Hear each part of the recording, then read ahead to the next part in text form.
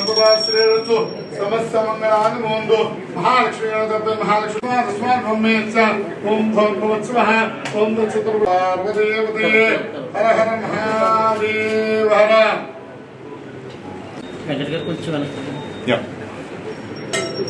ओम सम्राट మా ఆఫీస్లో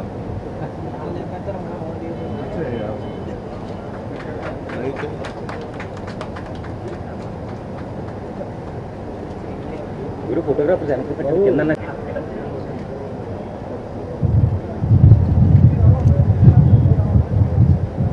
ముగ్గురు కూర్చోండి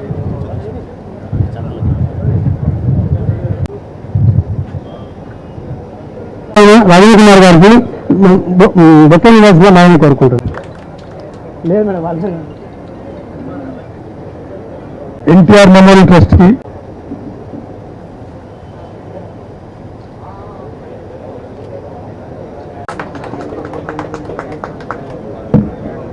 రావాల్సిందిగా ఆహ్వానిస్తున్నాం.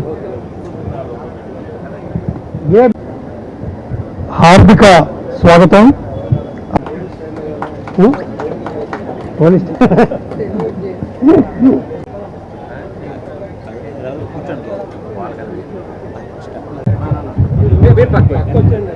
వెనకాల ఉండండి తీసుకుంటాము తీసుకోపా.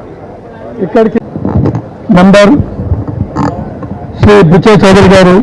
ముందుగా గౌరవనీయులు శ్రీమతి నారా భువనేశ్వర్ గారు మేనేజింగ్ ట్రస్టీ ఎన్టీఆర్ మెమోరియల్ ట్రస్ట్కి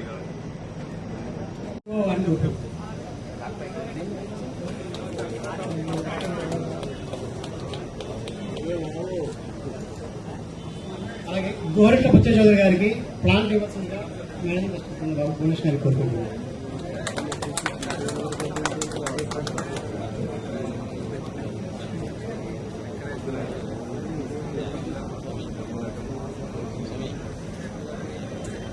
అలాగే డాక్టర్ గారికి ఓకే నివాసంగా మా సిఓ గారిని కోరుకుంటున్నాను.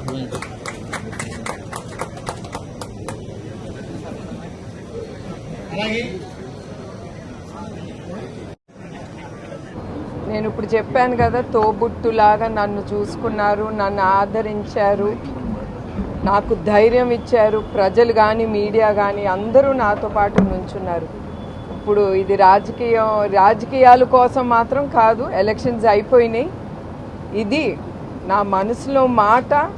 అందుకే నేను ఇవాళ ఈ సందర్భంగా నేను చెప్పాల్సి వచ్చింది. మీరు అనుకుంటారేమో ఈ రాజకీయాల కోసం వచ్చారంటారు మీ మీడియా వాళ్ళు. అది మాత్రం కాదు, అది నా మనసులో మాట. ఎందుకంటే రాజమహేంద్రవరం ప్రజలు ఇప్పుడే చెప్పాను మీ అందరికీ ఎట్లా వాళ్ళు మమ్మల్ని చూసుకున్నారో అది మాత్రం నేను మర్చిపోలేను.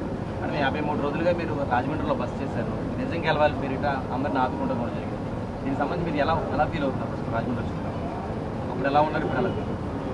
నేను మాత్రం ఎప్పుడు మర్చిపోనండి రాజమండ్రి గురించి. ఎప్పుడు ఏదన్నా రాజమండ్రి విషయం వస్తే ఆ 53 రోజులైనా కూడా నిజం గెలవాలి అనేది ఆ కార్యక్రమం గురించి మాటలు వస్తే తప్పకుండా నాకు జ్ఞాపకం వచ్చేది రాజమండ్రి. ఎందుకంటే ఏదైనా నేను ఇక్కడి నుంచే నేను ప్రారంభించాను. నన్ను ఆ ధైర్యం ఇచ్చి, ఎందుకంటే నాకు ఎప్పుడు రాజకీయాలు అలవాటు లేదు, ప్రజల్లోకి వెళ్ళి సంభాషణలు ఇచ్చింది లేదు. ఏదో నా పని, నా ఆఫీస్లో మీటింగ్స్, బోర్డ్ మీటింగ్స్ అంతవరకు. అట్లా నన్ను ముందుకు వెళ్ళగానంటే అది మన తెలుగు ఆంధ్రప్రదేశ్ ప్రజలు, మా తెలుగుదేశం కార్యకర్తలు. తప్పకుండా ఎప్పుడు రాజమండ్రిని నేను ఎప్పుడు మర్చిపోలేను. వచ్చినమ్మటే నన్ను చూసుకున్న దాతల్ని గురించి ముందల అడుగుతాను, వాళ్ళందరూ ఎట్లా ఉన్నారు. నేను ఎప్పుడు నా జీవితంలో మర్చిపో, మా కుటుంబం కూడా చివరి వరకు. మేడం, గిరిజన ప్రాంతాల్లో కూడా వైద్యం ఇంకా పూర్తి స్థాయిలో అందట్లేదు. మొబైల్ క్లినిక్ లాంటివి ఏమన్నా ట్రస్ట్ ద్వారా ఏర్పాటు చేశారా? అదేనండి, ఇప్పుడు ఎన్టీఆర్ ట్రస్ట్ ద్వారా ఆరోగ్య రథం అనేది ప్రారంభించాము. అది ఇప్పుడు సాలూర్ అట్లాంటి ట్రైబల్ ఏరియాస్లో మేము అది తీసుకెళ్తున్నాం. ఎందుకంటే మీకు అందరికీ తెలుసు ఆ ట్రైబల్ ఏరియాస్ కానీ కొన్ని చోట్లలో గిరిజన సెంటర్లో ఆ వైద్య సదుపాయాలు దొరకవు, డాక్టర్లు గారు ఉండరు. ఈ బస్సు మేము ఒక సిస్టమ్ అనేది మేము పెట్టాము. రోజు ఆ బస్సు ఎక్కడికి వెళ్తుంది, ఆ ట్రైబల్ ఏరియాకి ఎంతమందికి వాళ్ళు వైద్యులు అందించారు, ఎంత గిరిజన ప్రాంతంలో ఎంత ఉచిత మందులు కూడా ఇచ్చారు ఆ ప్రజలకు అనేది మేము మానిటర్ చేస్తాం హెడ్ ఆఫీస్ నుంచి. అంత సిస్టమ్స్ అనేది ఎస్టాబ్లిష్ అయ్యి ఉందండి. తప్పకుండా అండి, ఏజెన్సీ ఏరియాస్లో అదే మేము అనేది సాలూరు, తర్వాత పోలవరం, రంపచోడవరం అన్నీ ఆలోచించే మేము ముందుకు తీసుకెళ్తున్నాం. ఇక్కడ ఉండే ఈ రాజమండ్రిలో కూడా ఇప్పుడు ఈ ఆరోగ్య రథం అనేది ప్రారంభోత్సవం చేస్తున్నాము. దానికి మన డాక్టర్ రవిరామ్ గారి ఆయన కాంట్రిబ్యూషన్తో ఆరోగ్య రథం ముందుకు తీసుకెళ్ళి ఏజెన్సీ ప్రాంతాల్లో కూడా తప్పకుండా అది వెళ్తుందండి.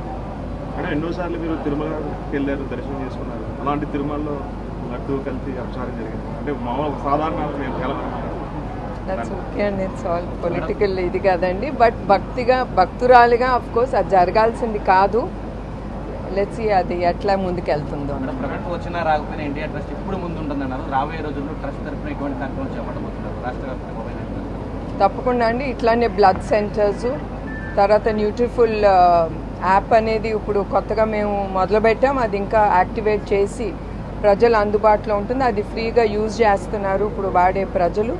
1,23,000 మంది 1,30,000 మంది ఉపయోగిస్తున్నారు ఆ యాప్ని. ఇంకా అందరూ ప్రజలు కూడా ముందుకొచ్చి దాన్ని యూజ్ చేయాలి. తర్వాత ఇంకా ఈ బ్లడ్ బ్యాంక్